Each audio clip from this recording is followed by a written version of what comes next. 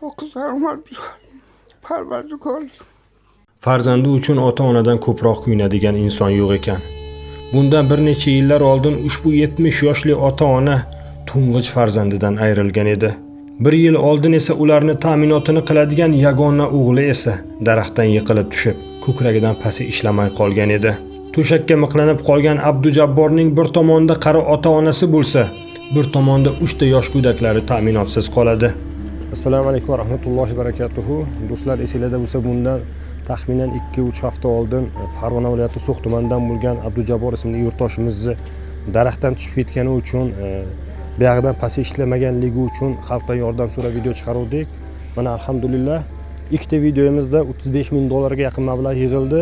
Xudo xolasa hozir biz So'x tumanidan Toshkent xalqaro aeroportiga akamizni Hindistonga operatsiya bo'lishi uchun, sog'ayib ketishi uchun xudo xolasa jo'natyapmiz.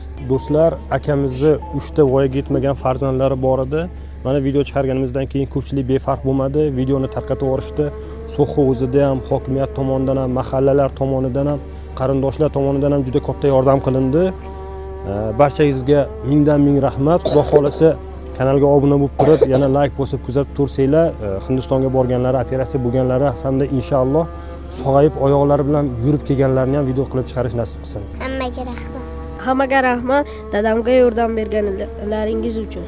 Xudo xolasa adingiz sog'ayib oyog'i bilan qaytib keladi, sizlarni o'zi aylantiradi, o'zi maktablarga olib boradi inshaalloh.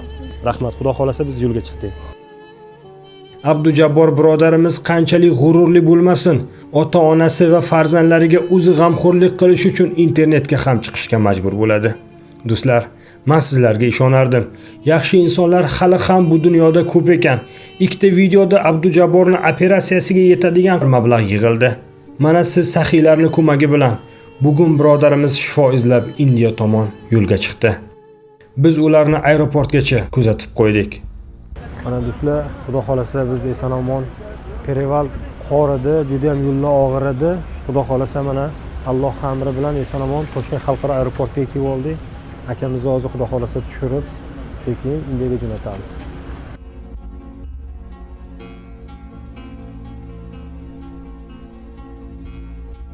Hurmatli aziz yurtdoshlar, mana o'g'limning nimadan toshdan yiqilganiga 8-oy bo'ldi.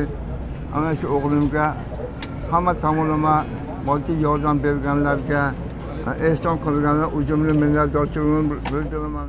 O'sha kunni o'zida Indiyadagi birodarlarimiz Abdujabborni kutib olishdi va analizlarni topshirishni boshlashdi. Azizlarim, 2 kundan keyin birodarimizning katta operatsiyasi bo'ladi. Sizlardan iltimosim, videoga like bosib chiroyli duo qilib qo'ying. Operatsiya bo'lib sog'ayib qaytib kelganini ham hammamizga ko'rish nasib qilsin.